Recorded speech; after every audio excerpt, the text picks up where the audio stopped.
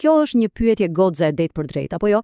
Por përgjigjja, ajo ndryshon kaq shumë nga njeriu tek njeriu. Për disa, kjo fjalë thjesht sjell ndërmend ato fluturat në stomak para se të mbash një fjalim. Për të tjerë ajo përfaqëson një peshë shumë më të rëndë. Pikërisht kjo larmi është thelbi i asaj që do të eksplorojmë sot. Okej, para se të vazhdojmë, le të sigurohemi që të gjithë po flasim për të njëjtën gjë. Ja përkufizimi formal sipas Merriam-Webster. Është ky shqetësimi ose nervozizmi për diçka që pritet të ndodhë. Ky është, le të themi, skeleti. Por siç do ta shohim, përvoja reale, është shumë më e ndërlikuar se kaq.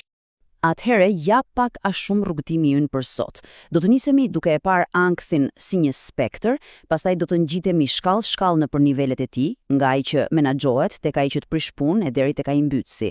Dhe në fund do ta mbyllim me një kujtesë shumë të rëndësishme. Pra, le t'ja nisim nga fillimi. Gjëja e parë që duhet kuptuar është kjo.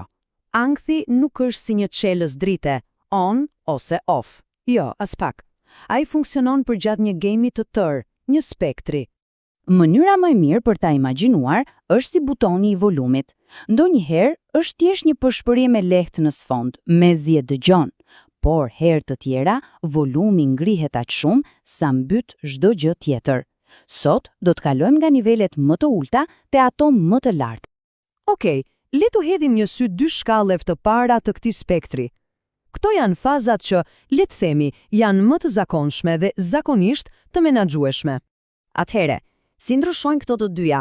Në nivelin e parë, atë minimal, ankthi është si një mysafir i paftuar për që rri urt në një qoshe. Ai është aty post të bezdis, je ende produktiv dhe simptoma fizike thuajse s'ka fare. Pastaj, kur kalojmë tek ankthi i lehtë, ai mysafiri fillon të bëj pak zhurmë. E dini, si ajo ndjenja e sikletit në një ambient me shumë njerëz ose një tension i lehtë në qafë. Prapse prap, shumicën e punëve të ditës arrin t'i bësh pa problem. Tani, gjërat ndryshojnë. Kalojmë në një nivel ku ankthi nuk është më thjesht një zhurmë në sfond. Jo, ai bëhet një forcë që të prish punë. Kur flasim për ankth të moderuar, efektet, ato fillojnë e ndihen fizikisht. Gjumi bëhet me hope, oreksi sikurikën, dhimbjet e kokës bëhen më të shpeshta, po ajo që e dallon më shumë është ajo ndjesia e vazhdueshme, sikur je gjatë gjithë kohës në majë të gishtave, sikur diçka e keqe do të ndodhë nga momenti në moment. Dhe pastaj vjen ankthi i rënd. Siç e shikoni, lista e simptomave zgjatet dhe kjo tregon diçka. Intensiteti rritet shumë, simptomat fizike bëhen më agresive, shtrëngimi në gjoks që nuk të lë rehat, vështirësia për të tretur ushqimin. Çfarë ndodh tjetër? Energjia dhe motivimi bien pikjat. E kjo, natyrisht, shpesh çon në izolim. Njerëzit fillojnë të shmangin miqt, familjen, si një lloj mekanizmi për të mbrojtur. Dhe ja ku është ndryshimi kryesor, ai thelbësori. Ankthi i moderuar mund të vijë të shkojë val, por ankthi i rënd, ai është një prandi konstante. Nuk është më val, është si një baticë e përhershme që nuk të rriqet kurrë, e pikërisht kjo vazhdimsi e bën kaq të lodhshëm. Mirë, tani arrim në majë të spektrit. Këtu ankthi nuk është më thjesht për çarës, ai bëhet paralizues. Kjo është faza më e vështirë, padyshim, dhe kërkon shumë mirë kuptim. Në këtë fazë që e quajmë ankth mbytës, jeta e përditshme kthehet në një mal për t'u ngjitur. Stresi është aq i madh sa edhe lëvizja bëhet e vështirë. Gjërat më të thjeshta, imagjinojeni, si të dalësh nga shtëpia, mund të duken të pamundura. Dhe sulmet e panikut, ato mund të bëhen thuajse të pandalshme, duke e bërë botën përreth të duket një vend i rrezikshëm. Pastaj janë simptomat fizike, që janë vërtet të pamëshirshme. Trupi është praktikisht në gjendje alarmi. 24/7. Kjo shfaqet me djersitje, dridhje të muskujve, lodhje ekstreme, pagjumësi.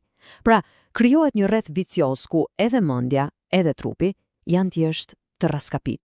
Mirë, pasi kaluam nëpër të gjitha këto nivele, disa prej të cilave goxha intensive, le të ndalemi pak.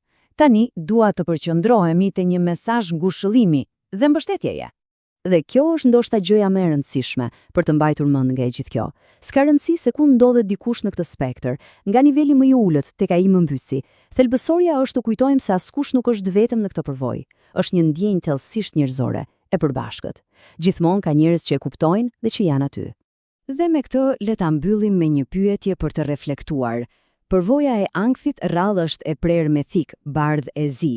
Shumicën e kohës ajo është diku në mes, lëviz midis pikave të ndryshme, dhe besoj se të kuptuarit të këtij spektri na ndihmon të gjithëve të jemi më empatik, si me veten, ashtu edhe me të tjerët.